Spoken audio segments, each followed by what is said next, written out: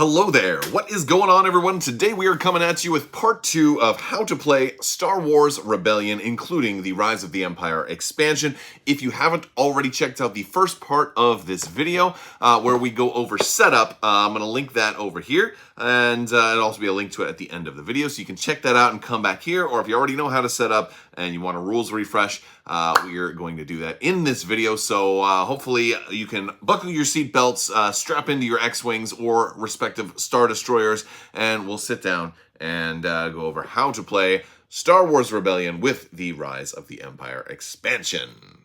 So Star Wars Rebellion is a Rebel versus Empire game where the Imperials are trying to tighten their grip across the galaxy and find the Rebel base. The Empire is going to determine where the Rebel base is by process of elimination, by landing on planets, and also at the end of every turn, drawing 2 cards from the probe deck, which are going to have different planets on them that they can rule out. That's kind of them sending out Imperial probe droids. The Rebels will have a secret Rebel base, as well as the Rebel base space, and at the beginning of the game, they will have chosen a secret base from anywhere that doesn't have Imperial loyalty or Imperial troops. And this is going to be the big part of the game. One of the biggest ways the Imperial player is going to develop their presence and their control over the board is by moving around. Now, the Rebels can move also, but the Empire is going to do probably most of the moving. In order to move units from one system to another, you're going to send a leader into that system, a leader with tactics values. So if your leader does not have numbers in the corners, that they're not going to be able to move and command troops.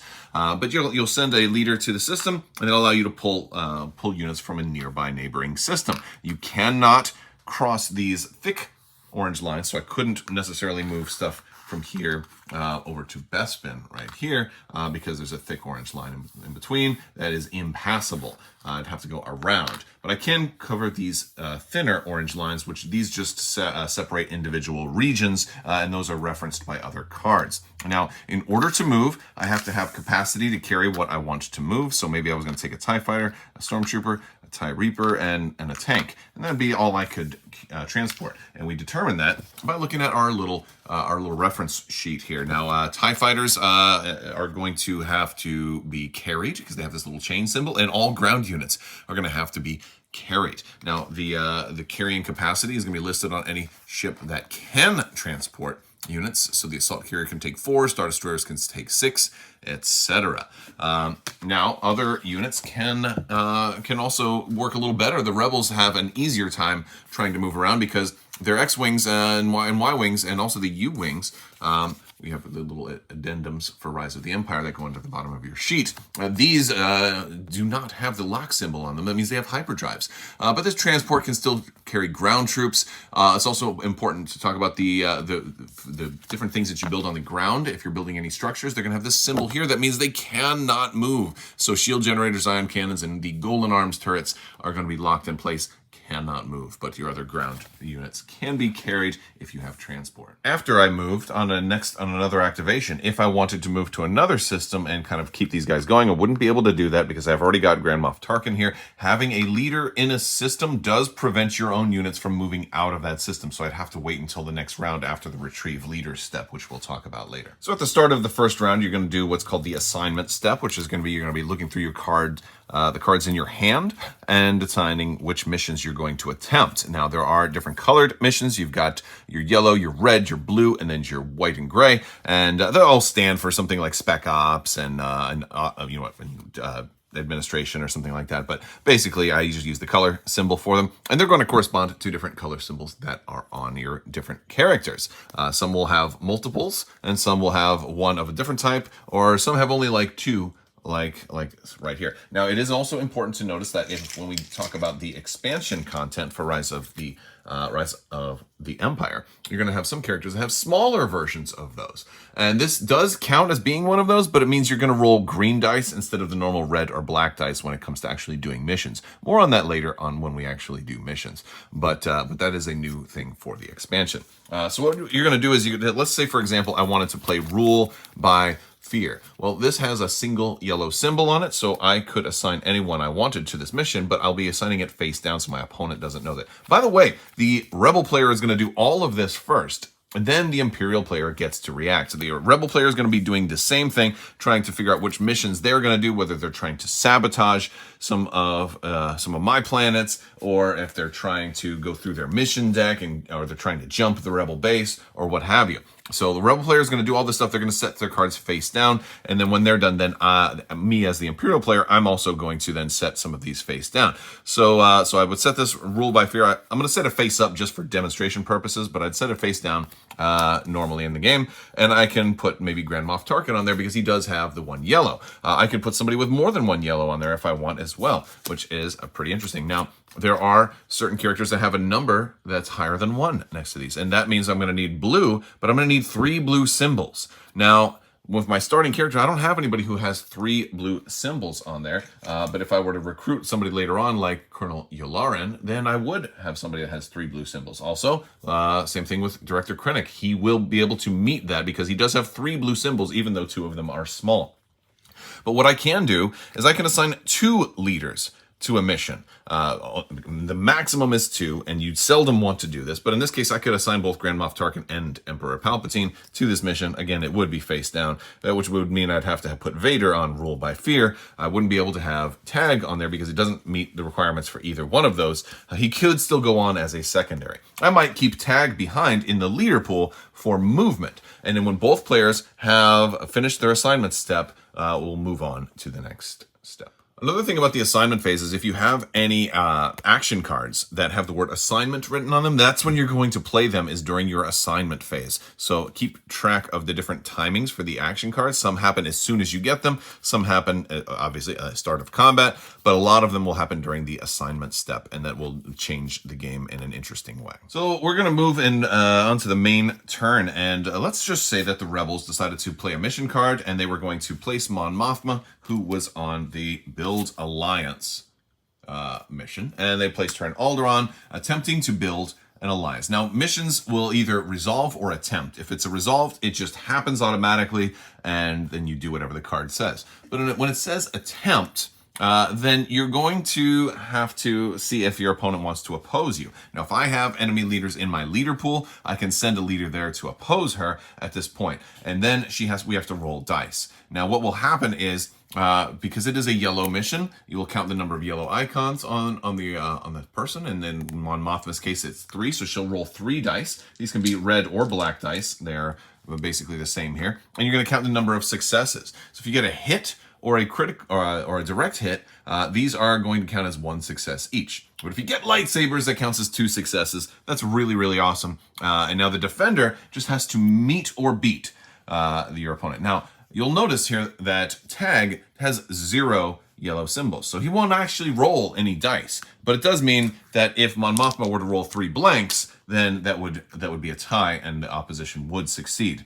However, that's pretty rare for that to happen. So let's just say, for example, I rolled Darth Vader out there. Mon Mothma rolled 1 success, and now Darth Vader would only roll 2 dice because he has 2 yellow symbols, and he would get a lightsaber, which will beat the 1 success that Mon Mothma had, and that will deny her. So then the rest of the text will not happen. However, since these cards, there's 4 starting cards in everybody's hand, have the little return to you symbol, this does not actually get discarded. It'll go back to your hand at the end of the round. But let's say I did not oppose, and Mon Mothma would then gain Rebel loyalty. Then Alderaan would get one of these tokens here, and it would become loyal to the rebellion. Now, if I were to move here later on, which is something I could totally do, because then I could then activate this system. Instead of activating a system to resolve a mission, I can take a leader who's in my leader pool and activate a system for movement, only if they have tactics values, if they have numbers here on those cards. And then I could take my little Gazanti, and maybe I take a couple of troops and a TIE fighter,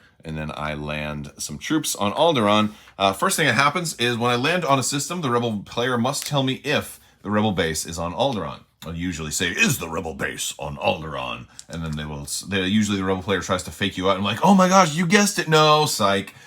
So they have to reveal if the Rebel base is on Alderaan. Then, since I have landed ground troops and there are no Rebel ground troops, I'm going to take one of my loyalties and flip it over to the subjugated side and put it on top of the Rebel system, or even if there's nothing in there, this will basically mean that I will be producing from Alderaan. Now, when a system is subjugated, it does not match its normal production value, but this is a great time to talk about production values. All right, so when we look at a system, we're going to see a couple of different things over here. We're going to see the system name, we're going to see a number, and we're going to see some symbols here, either 1 or 2. We're also going to have our hex if it is a populous system. If there is none of these here, then it's going to be a remote system. Systems like Endor and Hoth are... Oh, for crying out loud, I can do better than that. So we've got Corellia here. I've taken my Imperial loyalty off of it, but here when we look at a system, we're going to see a number of different things. We're going to see the system name, which all systems will have, and if it's a populous system, we're going to see more information above it. Now, a populous system is basically a system that has people on it. It is like if you're a Star Trek fan, a Class M planet, if you will. There's production on this. There's people living on this system, and these are the most valuable systems. Systems that don't have any values above them, like Endor, Hoth, Tatooine, for example, even though there are some people on Tatooine, it's still not very heavily populated. These are considered remote systems, and these are planets that are less valuable. They make great rebel hiding spots, and these are also places where you can potentially build a Death Star because they are out in the middle of nowhere. So when we look here, we're going to see a number. This number represents if you are building from this planet, which space of the build queue you're going to set the units that come off of here on. Basically, the higher the number, the longer it takes to make them. It's basically anything you build here is going to take 3 turns before it shows up in the game. There are a lot of 2s and 1s elsewhere in the game. For example, Bespin is a 1. You are going to also see symbols above here. They're either going to be triangles, circles, or squares. Triangles are usually the cheapest, circles are the intermediary, and squares are usually the best and biggest units. And they will be colored in either blue or orange. Orange is for ground units, blue is for space units. And you can reference all of those symbols on your chart here. For example, a triangle can make you a TIE fighter. It can also make you triangles can also make you little expansion flyers. Like for the rebels, they can get U-wings, and the Imperials can also get TIE strikers. But a triangle for ground units will get me stormtroopers or tanks. So you're going to reference both of these things to determine what you can make. And of course, squares are, if they're blue, are going to be how you get Star Destroyers. Circles are going to be how you get assault carriers. And then you have similar things for the rebels. You get Corellian corvettes with circles. You get Mon Calamari cruisers. You can also get Nebulons with the expansion with circles. So there's definitely a lot of different ships that you can make, and you have your choice when it comes time to build. So you're going to want these planets for that. Now, if I have subjugated a system, I'm only going to get the far left when it comes to production. Now, this works fine for some systems like Bespin. If I subjugate Bespin, hey, there's only one system, so I get the far left one. Hey, that's almost the same as if it were completely Imperial loyal. It just won't count as being Imperial loyal. It will be an Imperial system, but not loyal to the Empire. There are some cards that are going to mention that. But if I have it full loyal, then I will get both of these. The rebels don't have a subjugated state, so if it's a rebel system, again, this is rebel on there, they get all or nothing is basically how the rebels work. So the Empire has the 2 different states, and anytime you just have ground troops landed on a system that isn't already Imperial loyal, it then becomes subjugated, so you will take one of these and put it on top of whatever's there. If there's nothing there, you put that on. If it's rebel, you put that on top of the rebel. So if we've got some rebel systems next to Imperials, at some point, there's going to be an activation that will say, hey, you know what? Wedge is going to come in here and fly some rebels in here and do a combat. And then I have the option, if I have a leader available, to add a leader, and then I'll have some rerolls on my dice, and that's always a good thing. But before we really talk about what happens with combat, we got to talk about the dice a little bit. So some ships have different colored health, and that's going to be respective of the type of dice they roll, as well as the type of dice it takes to hit them. So a TIE fighter has black health, 1 black health, rolls 1 black die. Gazanti has 2 red health, rolls a black and a red die, so on and so forth, with the bigger ships having 6 red health, and then a fully constructed Death Star has infinite health, indicated that it has no health value and cannot be destroyed through normal combat. There is only a Rebel Project card that has the ability to potentially, possibly do that. It's a Rebel Objective card, rather. But the Death Star still rolls 4 red dice. Although a Death Star under construction still can potentially be destroyed. So that's pretty cool to know. So basically, if you're rolling these dice, you have different symbols. So this is a red hit. And this is going to be a die that could be assigned to a Star Destroyer, for example, if a Rebel player rolls it, but wouldn't do any damage to fighters that have black health. But you also have the direct hit symbol. Now this can be as 1 damage that can be assigned to anything. So this is a really good result to roll. You also have the lightsabers. Now remember, we talked about missions. When it comes to missions, these count as 2 hits, but when it comes to combat, you can spend this to remove a damage off of one of your ships. And damage is going to be represented by these damage tokens, because we're going to have multiple rounds of combat. So on the first round, the lightsaber is usually not that useful. But if you do prolonged combat, lightsabers are very, very useful. Now, black dice are the exact same, except they are black, which means a black hit is going to do nothing against a Star Destroyer, but will still count as a good hit against small fighters, whereas the direct hit is the same, can still be a hit against anything, and the lightsaber can still remove a damage. So it's really the color of the die only matters for these hit symbols that we're looking at right here. Now, we're going to talk about expansion content here, because the expansion, Rise of the Empire, gave us a green die. Now, the green die does 2 completely different things, whether you're in combat or whether you are doing mission oppositions. Because remember, I talked about Krennic and other expansion characters like Cassian Andor that have these small symbols. If you're opposing a mission, they're going to roll green dice for those symbols instead of the black or red. And that's kind of bad, because while they have direct hits, they also have a lot of blanks.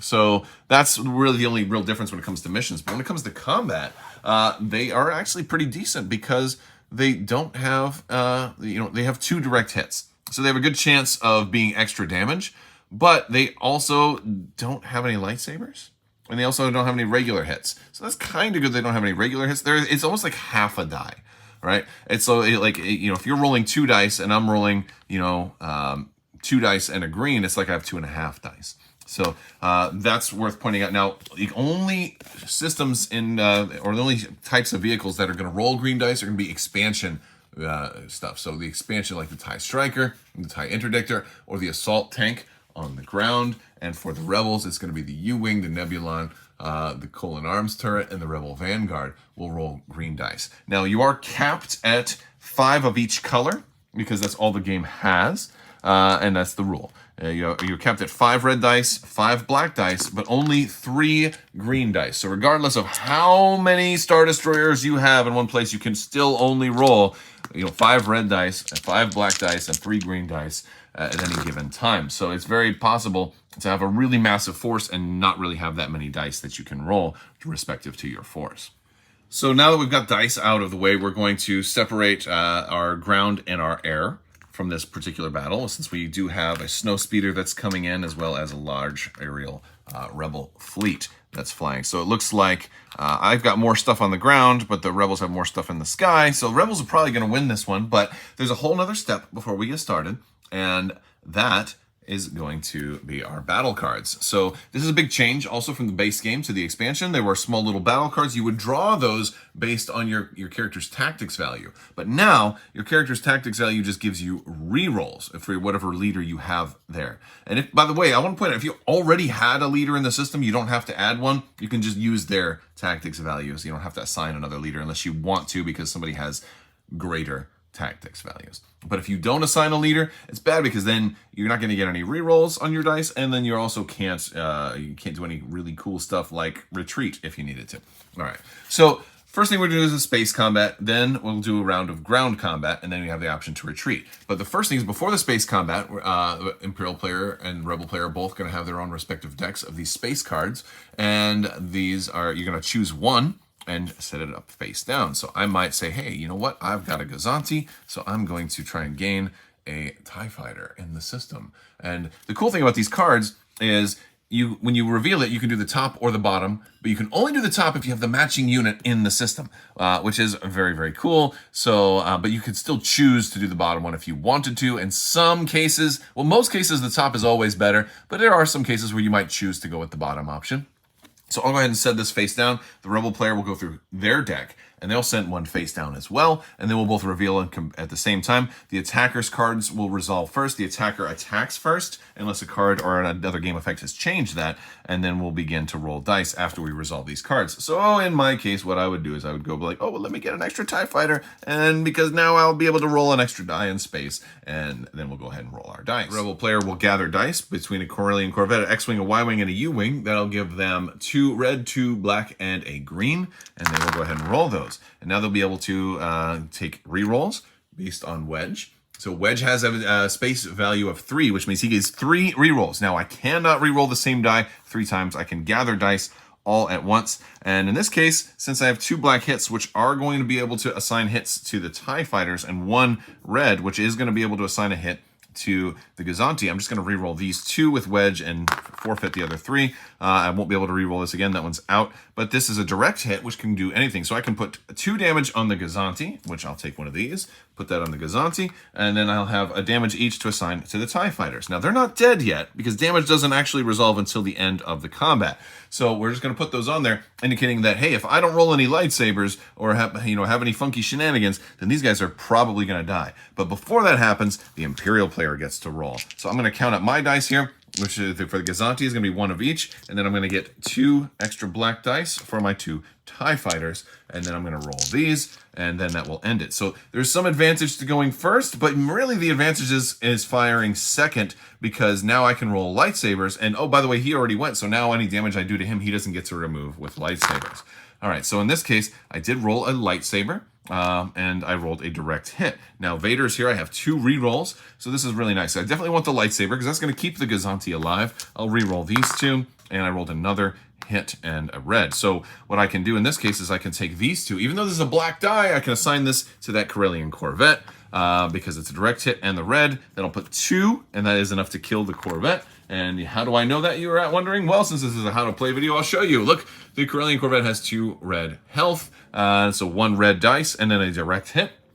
And then I will take this black die and assign that to another ship. I'll put that on the Y-wing, and that'll kill that, that'll kill that.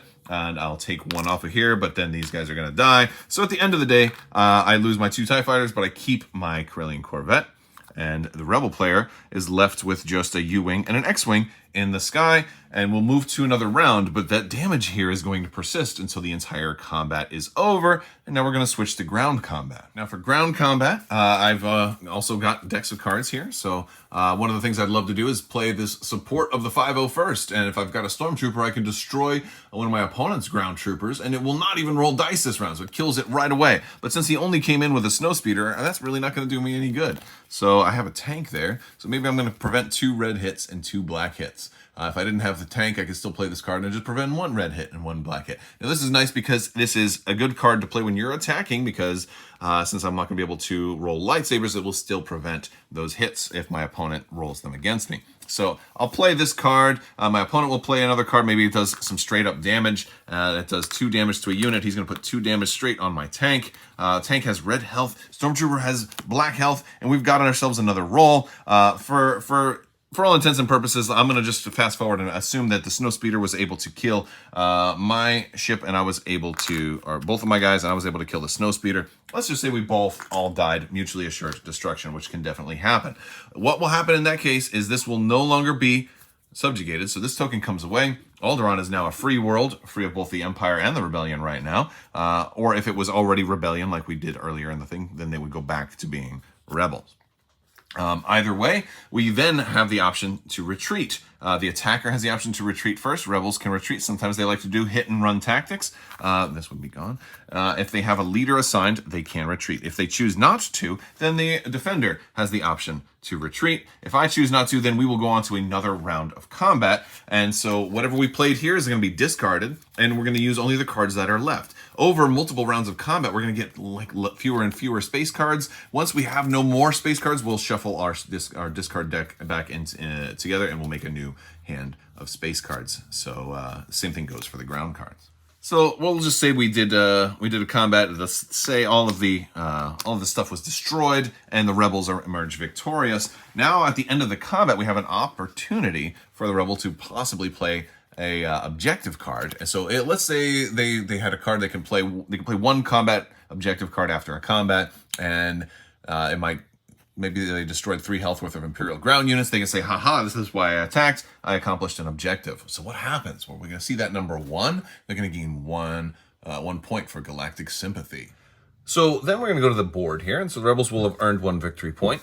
And that's going to move this score marker down. Now, the rebel score marker is really important because it also has a correlation to the time marker. Every round of gameplay, the time marker is going to advance.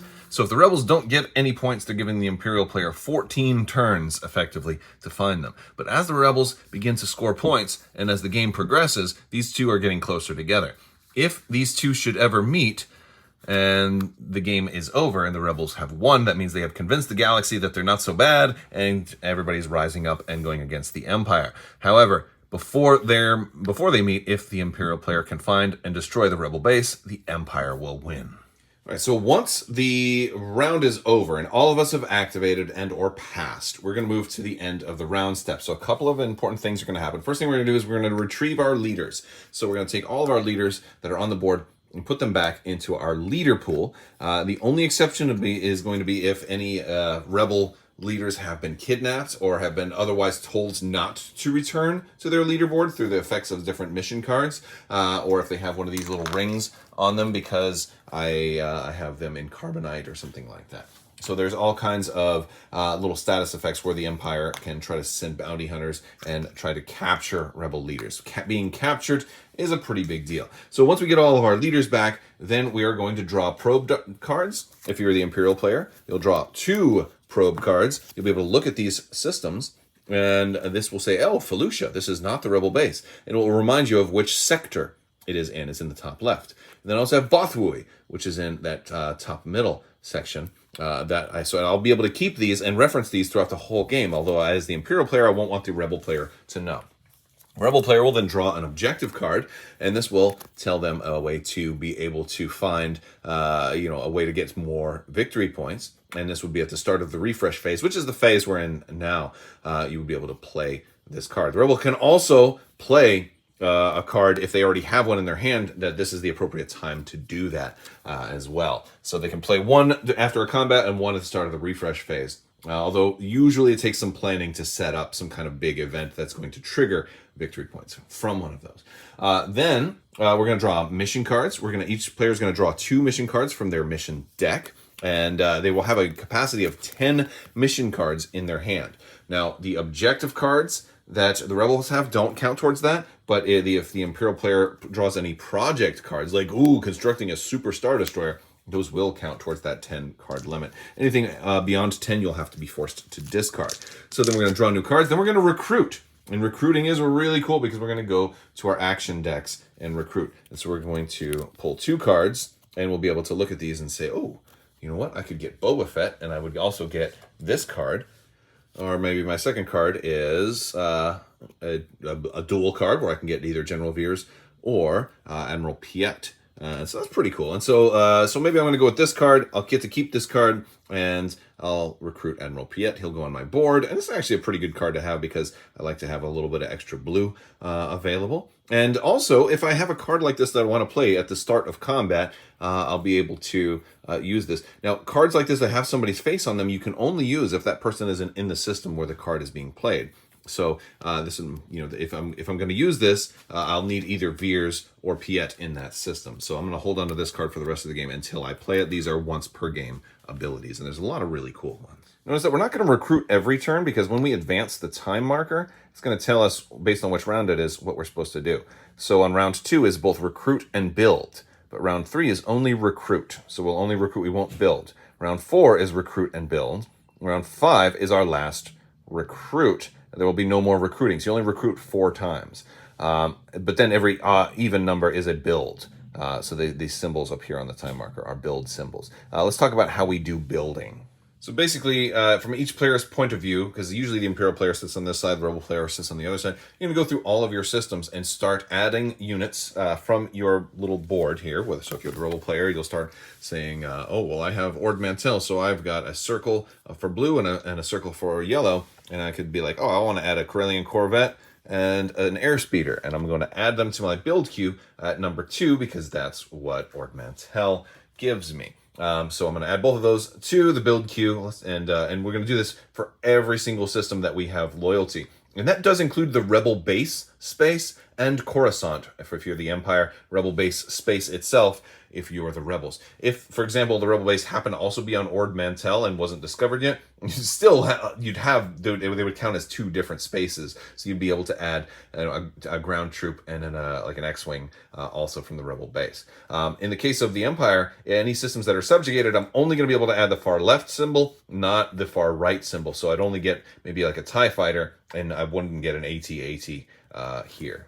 Since you already start with the Death Star on space 3 of the build queue, that will already be there. But let's just say, for example, Corellia gave me a Star Destroyer and a TIE Fighter. I'll put those on space 3. And Coruscant gave me a Stormtrooper. I'll put that on space 1. And let's say, for keeping it simple, Mustafar gave me a TIE Fighter and also a Gazanti.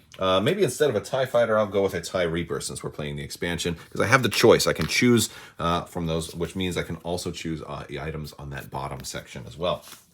And so I'll put those there. Now, we'd probably have a little bit more stuff. Usually the Empire has more to build than the Rebels, and the Rebels have their others on the other side of this board. After we're done with all of our builds, then we're going to slide everything down one space. So that means these come down off, and these come down to here, and these come down to here. Now, anything that came from one off the board, you're going to then be able to deploy those, but the Rebel player will do that first. Rebel player does everything first, except for the first very first deployment during setup that the Empire does first.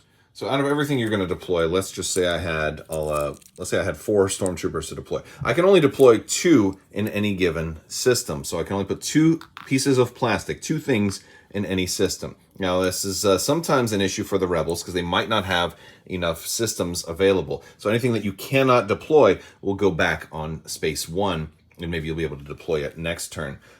Keep in mind, though, the odd-numbered turns are not build turns, so you're not going to be putting things on the build queue every round. Although there are certain mission cards that both factions can get that will allow them to add things to the build queue a little bit early, like we already saw that Construct Superstar Destroyer card, for example. So those are independent of that, and they're going to add more things to it. But yeah, the Rebels will go ahead and take all the stuff that they wanted to deploy, and they would deploy those. So maybe these 2 will go to the Rebel base space. Maybe these 2 will go to Ord Mantell, or maybe I'll just put 1 on Ord Mantell and then the Rebel transport there, and then we'll put 1 more on Bothwui. There we go. And so then once the Rebel player is all deployed, then the Imperial player will then deploy, and once all of the deployment is over, we're ready to begin the next turn. It's worth pointing out that on the second turn, typically both players are now going to have 5 leaders, so the turns are going to get a little bit longer. And so you're going to be capped at 8 leaders. So if you ever get cards that give you more leaders, then you're going to have to make a choice, because you won't be able to, when a retrieve leader step comes, if you have more than 8 on here, you're going to have to choose one to retire them, or they get pushed out an airlock by Vader or something like that. Same goes for the Rebel players. There are certain cards that let you start out with an extra leader, and so that's something that you'll have to think about after you get your extra, your 4 recruit steps. But yeah, so as you get more leaders, you're going to be able to assign more and more missions. You're going to have more cards. You're capped at 10 cards in hand. So the turns are going to get longer. The next assignment step, the Rebels will have an extra leader. So they're going to, again, Rebels are going to do all of their planning phase first, or the assignment step first. Then it's time for the Imperial player to do their assignment step first. And you're just going to rinse and repeat, taking these turns over and over and over again. Some important things to think about during the course of the gameplay is the 4 returning cards that each faction has access to.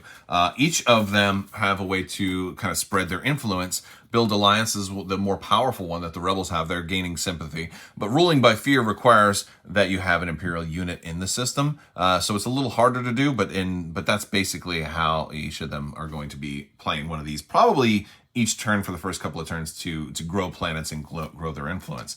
Rebel players will oftentimes try to sabotage big systems like Corellia, Utapau, or Mon Calamari, if the Imperials have them, to stop them from building Star Destroyers. This one is nasty. Now, an interesting thing is a sabotage marker will go into a system. It will cover up. For example, if Sullust was sabotaged, it covers up both production, and I cannot build from there anymore. Also, a thing I didn't mention before is I cannot build from there if there are enemy units in there. And I also cannot deploy to that system. So a sabotage marker or having an enemy unit in the system is really nasty. Now, how can an enemy unit be in the system without just doing combat and shooting to death? Well, that's real simple. If it's only ground units for the Empire and only air units for the rebels, or space units rather, then there's nothing to battle. So they kind of are in a standstill until somebody, brings extra troops in to start a battle, or if the rebel player flies out or something like that. It's also a very common strategy for empires to leave a TIE fighter everywhere they fly over to kind of put, to stop rebel systems without having to necessarily take them. It's a nasty little strategy. All right, so sabotage is pretty nasty. The rebels will also try and do infiltration sometimes. This is one they're going to always have access to. It lets them kind of filter down their objectives to the better and more powerful objectives. And then the most important one, rapid mobilization. This is a very, very important card. This is one that allows the rebel player to either pull units back to the rebel base. So maybe you've got a rebel transport with some ground units that need to get back to the base to defend it. It'll allow them all to come back to the rebel base space.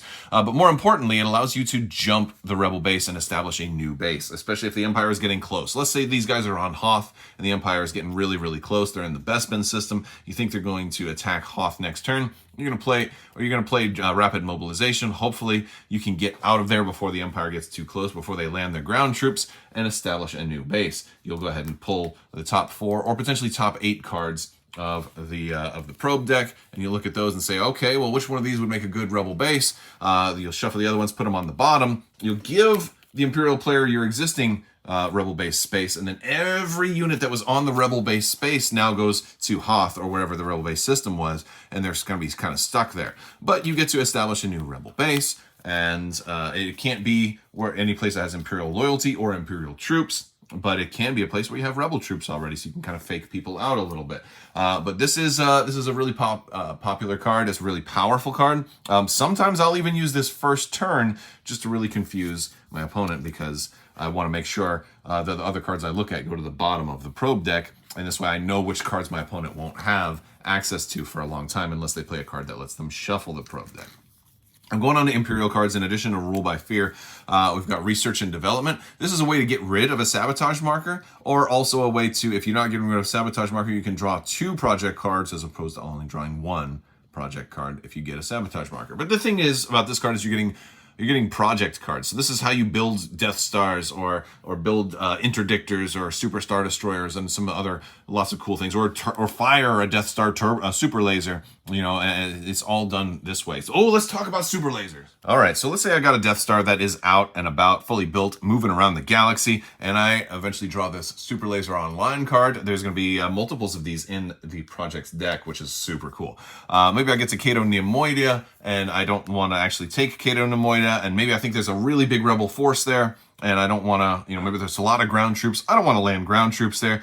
I just want to blow it sky high. I play this card when my Death Star is there. I then destroy the system. If it was the rebel base, I have instantly won the game. Otherwise, this goes there. And now that system does not exist anymore. Everything about it is gone. Other Imperial cards that are going to come back to my hand every turn are Gather Intel, which lets me draw extra probe cards, which is super good for finding the rebel base. And this one is also very, very important. Capture Rebel Operative. This is an important mechanic. Is you're basically trying to capture a leader. It's a red card, so you're going to want those strong Imperials to kind of lead this one, like Darth Vader or Boba Fett or other Dark Troopers and other strong characters. If you succeed, you're going to put this captured ring on your enemy. So if we're like Princess Leia were captured, we'd take her off the base, we'd put that on there, and now she's captured. Now the cool thing about this is now she does not return to the rebel leader pool. She is my prisoner, and I get to move her around. I have to have where there's Imperial troops though. So if I want to move her to a safer place, I have to have transport and have to move her along with other units. So if I can put her on the Star Destroyer, take her deeper into the heart of Corellia or something like that. But yes, denying the rebel player an entire leader for being able to move units or plan missions is incredibly cool to do. And also, there are a lot of cards in the Imperial deck that are going to deal with captured prisoners, especially this one. This is one of my favorite cards in the game, the Lure of the Dark Side. This is a Palpatine special card. If you ever get, you're playing a mission that has a little picture in the top left, it gives a bonus to that character that's playing them if they're assigned to it. So if you have Palpatine assigned to this mission, he's going to start with a bonus of 2 successes. Certain other cards, now keep in mind, this doesn't mean Darth Vader, this is just the expansion symbol, but like, if Jabba is on this one, if Tag is on this one, if a Dark Trooper is on this one, you get bonuses. This one is Jirjarod. It's not an extra bonus for this one, this is a resolve, but the card will say what he gets. So a lot of cards will do that, but this is like a special card because if you succeed with this one, you actually turn that captured rebel into an Imperial. So now Leia would actually turn to the dark side and she'd be Dark Leia. And so really cool things like that can happen in this game, and it's super awesome. There are lots of other different rings that are going to work in the game, like this one's for bounty, and this one's for if you were trained by Yoda. But there's always going to be a card that tells you to put this ring on a character, and the card is going to tell you what that ring means. So you don't have to memorize these. Hey, for example, if you were turned to the dark side by Palpatine, this is the ring you'll have to remind the rebel that, no, that's Dark Leia. She's mine now. And she's got a red lightsaber now. She's super cool. I heard she's got lightsaber nunchucks, actually, so it's super cool. And then you've got targeting markers. These are new with the Rise of the Empire expansion, but again, there's going to be cards that tell you what these do, and you don't have to memorize all of the rules for any of those extra tokens. So play will continue until either the time marker reaches the rebel scoring marker or the rebel base is discovered and then eventually wiped out. For the Imperial player to win the game, they've got to land ground troops or discover the rebel base, find out where it is, and basically wipe out all the ground forces there. So we'd have to do combat until these guys were all dead. And then once that last combat roll happens and they're dead, then the Imperial player would win. Otherwise, maybe the Rebel player kind of holds them off and jumps the Rebel base and keeps the game going for as long as they can until they can keep doing missions, bringing that Rebel score marker closer to the time marker, or just waiting for the time marker to catch up to the score marker. And that is Star Wars Rebellion in a nutshell, folks. I think I probably missed a rule or two, but for the most part, hopefully that's everything you need to get you started playing. Again, if you didn't already see the first how to set up, I'll put a link to that over here at the end of the video, and you can check out other Star Wars tabletop gaming content. I'd love to have you guys stick around. I want to point out something else that's interesting too, because I love this game and I bought multiple copies. One of the things that that I said, and I thought about this, is that I said, like, you're capped on how many dice you can roll, and I think I said because that's how many come in the box. However, I bought multiple copies of the game, so I've got a lot of dice. That doesn't mean I can roll twice as many dice. I just like having each player to have their own dice, and of course there's the FFG dice app you can use if you don't want to do that as well. But you are still capped at 5 of each, 5 of red, 5 of black, and then 3 of the green, regardless of how many dice packs you have. But yeah, hopefully this was enough to get you guys started. Hopefully you enjoy the game. I absolutely love the game, and hopefully you will too. Let me know if you guys have been playing, if you've played Rebellion before. Let me know if, what else you guys want to see, if there's another game you want to talk about on the channel, or maybe I've already talked about it and you haven't seen it yet. So I've got lots and lots of videos, so definitely dig through them. Check out the playlists too, whether you're interested in Legion, X-Wing, Armada, board games, and more. Check all of those out. I want to thank you guys so much for watching. Big thanks to all my patrons. You guys are absolutely amazing and help make this channel possible. I will talk to you later. May the Force be with you. Live long and prosper. Be excellent to each other. The spice must flow, so say we all, and always wash your socks.